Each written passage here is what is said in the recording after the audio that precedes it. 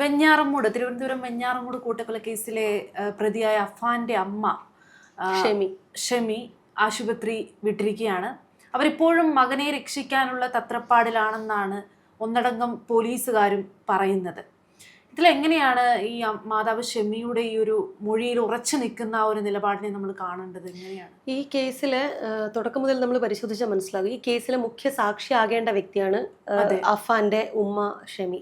കാരണം 5 പേര് കൊല്ലപ്പെട്ടു, 6 പേരെ വകവരുത്തി എന്നാണ് പോലീസിനോട് പോലും അഫാൻ ആദ്യം പറയുന്നത്.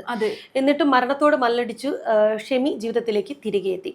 17 ദിവസത്തെ ആശുപത്രി വാസത്തിന് ശേഷമാണ് ഇവർ വീട്ടിലേക്ക് പോകേണ്ട, കാരണം ഇനി എനിക്ക് അവിടേക്ക് പോകേണ്ട എന്ന് അർത്ഥബോധാവസ്ഥയിൽ അവർ പറയുന്നു എന്നുള്ളതാണ്. എന്തായാലും അവരെ ഒരു വെഞ്ഞാറമൂടുള്ള സ്നേഹസ്പർശം എന്ന ഒരു കേന്ദ്രത്തിലേക്ക്, അതായത് ഒരു സംരക്ഷണ കേന്ദ്രമാണ്, അവിടത്തേക്കാണ് മാറ്റിയത്. അവിടെയാണ് ഇപ്പോൾ അവരെ പാർപ്പിച്ചിട്ടുള്ളത്. എന്തായാലും അവരിപ്പോഴും പറയുന്നത് എൻ്റെ മകൻ ഒരു പാറ്റയെ പോലും കൊല്ലാത്ത ഒരു വ്യക്തിയാണ്, അവനെ എങ്ങനെയെങ്കിലും, എൻ്റെ ഇളയ മകനോ മരിച്ചുപോയി എന്നൊരു മാധ്യമം അവരെ പോയി കണ്ടിരുന്നു. അപ്പൊ അവിടെ വെച്ചിട്ട് ഈ ഉമ്മ ഷെമി പറയുന്നത്, എൻ്റെ ഇളയ മകൻ പോയി സാറേ, എങ്ങനെയെങ്കിലും എൻ്റെ മൂത്ത മകനെ നിങ്ങൾക്ക് സംരക്ഷിച്ച് അല്ലെങ്കിൽ എൻ്റെ അടുത്തേക്ക് എത്തിക്കാൻ പറ്റുമോ, ഞാൻ അവന് വേണ്ടിയിട്ടാണ് ജീവിക്കുന്നത് എന്നാണ് ഷെമി ഇപ്പോഴും പറയുന്നത്. കാരണം എൻ്റെ ഒരു മൊഴി, ഞാനത് പറഞ്ഞാൽ അവൻ രക്ഷപ്പെടുമെന്ന് അവർ വിശ്വസിക്കുന്നു. ഇതിലൊരു വസ്തുത എന്ന് പറഞ്ഞാല് മാതാവ് ഷെമിയുടെ മൊഴി ഇതിൽ നിർണായകമൊന്നുമല്ല. അതെ, കാരണം എന്ന് വെച്ചാല് ഇതിനോടകം തന്നെ ഈ അഫാനെതിരെയുള്ള തെളിവുകൾ പോലീസ് ശേഖരിച്ചു കഴിഞ്ഞു. കാരണം നേരത്തെയൊക്കെ ഈ ഇലക്ട്രോണിക് ഡിവൈസുകൾ നമ്മൾ ശേഖരിക്കുന്ന തെളിവുകൾ എന്ന് പറയുന്നത് എപ്പോഴും സെക്കൻഡറി ആയിട്ടാണ് കോടതി പരിഗണിച്ചിരുന്നത്. പക്ഷെ ഇപ്പോൾ അതൊരു പ്രൈമറി എവിഡൻസ് ആണ്. അപ്പോൾ ഈ സുബൈദ, അതായത് ഈ അഫാന്റെ ഉപ്പയുടെ ഉമ്മ, ആ വീട്ടിലേക്ക് ഈ അഫാൻ എത്തുന്നതിന്റെ CCTV ദൃശ്യങ്ങളൊക്കെ പോലീസ് ശേഖരിച്ചിട്ടുണ്ട്. ഈ കൊലപാതകത്തിന് ഉപയോഗിച്ച ആയുധം വാങ്ങാൻ പോയ കടയിലെ ജീവനക്കാർ അഫാനെ തിരിച്ചറിഞ്ഞിട്ടുണ്ട്. ഈ സുബൈദയുടെ സ്വർണ്ണാഭരണങ്ങൾ വയ്ക്കാൻ പോയ ധനകാര്യ സ്ഥാപനത്തിലെ ജീവനക്കാർ അഫാനെ തിരിച്ചറിഞ്ഞിട്ടുണ്ട്. അതായത് എവിഡൻസ് ഒക്കെ പോലീസ് ഇതിനോടകം ശേഖരിച്ചിട്ടുണ്ട്. സാക്ഷികൾ ഈ കേസിൽ വന്നു കഴിഞ്ഞു. അതുകൊണ്ട് തന്നെ അങ്ങനെയൊന്നും ഈ അഫാൻ രക്ഷപ്പെടാൻ പോകുന്നില്ല. പക്ഷേ എലിവശം പോലും വാങ്ങിച്ച കടയിൽ വരെ തെളിവെടുപ്പ് നടത്തി കഴിഞ്ഞു. അത് സ്വാഭാവികമായിട്ടും ഇതിന്റെ ഒരു നടപടിക്രമമാണ്. ഇന്നും ഒരു തെളിവെടുപ്പ് നടക്കുന്നുണ്ടായിരുന്നു.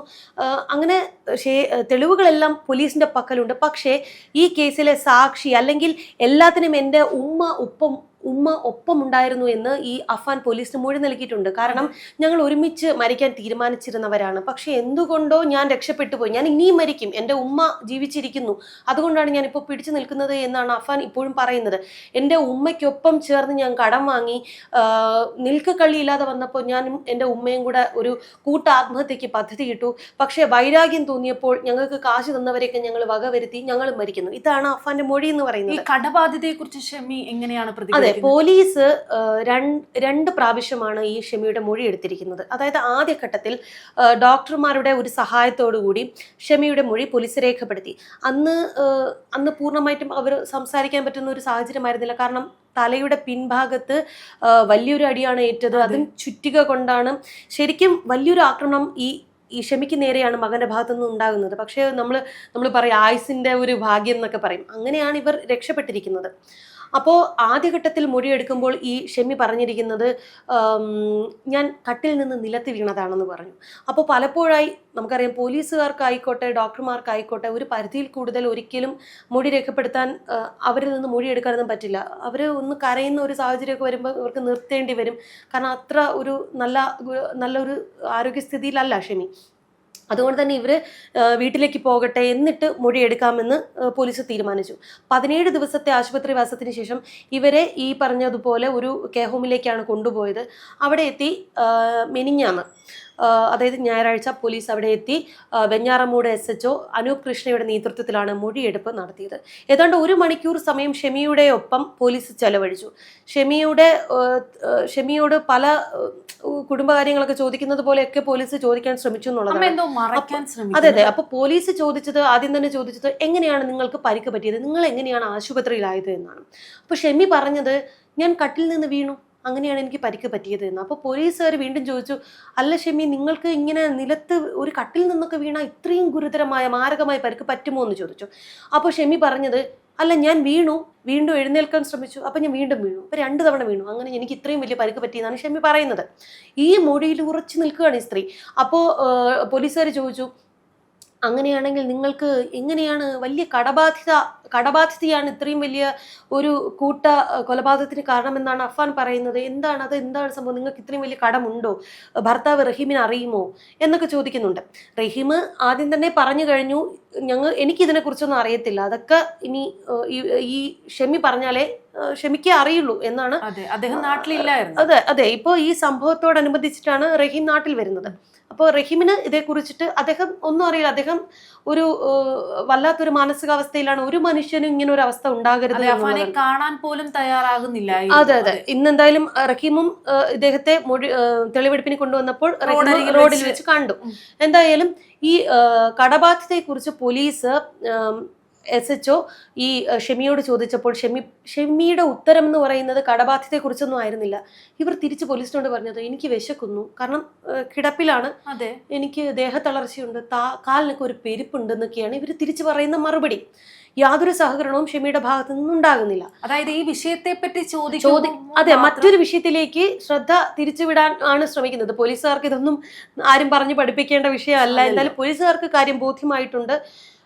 ആരോഗ്യസ്ഥിതി വീണ്ടെടുത്തതിന് ശേഷം വീണ്ടും ഒരു മൊഴിയെടുപ്പ് എന്ന നിലയിലേക്കാണ് പോലീസുകാർ പോകുന്നത്. എന്തായാലും വീണ്ടും ഇതാണ് ആവർത്തിക്കുന്നത് എങ്കിൽ പോലീസുകാർക്ക് ചോദ്യങ്ങളുടെ സ്വഭാവം മാറ്റേണ്ടി വരും. കാരണം ഇതേക്കുറിച്ച് കൃത്യമായ അറിവുള്ള ഒരു വ്യക്തി ഷെമിയാണ്.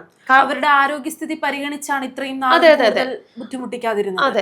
അതെ കാരണം വെച്ചാൽ ഒരു പ്രതിയുടെ ഉമ്മ എന്നതിലുപരി അവര് വളരെ മോശം ആരോഗ്യാവസ്ഥയിലാണ്. ഇപ്പോഴും ആരോഗ്യസ്ഥിതി മെച്ചപ്പെട്ടിട്ടില്ല എന്ന് ഡോക്ടർമാർ പറയുന്നുണ്ട്. അതുകൊണ്ട് തന്നെയാണ് റെസ്റ്റിൽ. ഇന്നെന്തായാലും ഒരു മാധ്യമം അവരുടെ ബൈറ്റ് എടുക്കുമ്പോൾ പോലും അവരുടെ ശരീരഭാഷ എന്ന് പറയുന്നത്, ഈ ചാനലുകാർ പറയുന്നുണ്ട്, ഷെമി നിങ്ങൾ പേടിക്കണ്ട, നിങ്ങൾക്കിപ്പോൾ വീട്, കാരണം കടബാധ്യതയിലാണ്, ഇനി ആ പഴയ വീട്ടിലേക്ക് പോകാൻ പറ്റില്ല എന്ന് പറയുന്നു. ഈ കടബാധ്യത തീർക്കണമെങ്കിൽ ഈ വീട് വിൽക്കണം. അപ്പോൾ വീടില്ലാത്തൊരവസ്ഥയാണ്. അപ്പോൾ ഈ ചാനലുകാർ പറയുന്നുണ്ട്, ഷെമി നിങ്ങൾ പേടിക്കണ്ട, നിങ്ങൾക്ക് ഒരു വീട് ഞങ്ങൾ വെച്ച് തരും. അപ്പോൾ പുള്ളിക്കാരി അതിൽ സന്തോഷവതി ആയിരിക്കാം. പക്ഷെ അപ്പോഴും പറയുന്നത്, സാറേ എനിക്ക് എൻ്റെ മൂത്ത മകനെ എങ്ങനെയെങ്കിലും ഒന്ന് രക്ഷിച്ചെടുക്കണം, നിങ്ങൾ എങ്ങനെയെങ്കിലും ഒന്ന് ഇറക്കി തരുമോ എന്നാണ് ചോദിക്കുന്നത്. അപ്പോൾ ഒരുപക്ഷെ അവർക്ക് അന്ന് നടന്നതിൻ്റെ ഒരു ആഘാതത്തിൽ ഓർമ്മക്കുറവായിരിക്കാം. ആ ചാനലിൽ നിന്ന് അവർ ചോദിക്കുന്നുണ്ട്, നിങ്ങൾ അന്ന് നടന്നതൊക്കെ ഓർമ്മയുണ്ടോ എന്നൊക്കെ ചോദിക്കുന്നുണ്ട്. ആ ഇളയ മകൻ അഫ്സാനെ അന്ന് രാവിലെ സ്കൂളിലേക്ക് വിട്ടതിനെ കുറിച്ചൊക്കെ ഷെമി ഈ ചാനലിനോട് വ്യക്തമായി പറയുന്നു. പക്ഷെ അന്ന് അതിന്റെ ബാക്കിയായിട്ട് അവർ പറയുന്നത് ഞാൻ കടലിൽ നിന്ന് വീണു എന്നാണ്. അപ്പോ ആദ്യം പരസ്പര വിരുദ്ധമായ കാര്യങ്ങളാണ് ഷെമി അതിനുശേഷം കാര്യത്തോടടുക്കുമ്പോൾ പറഞ്ഞു.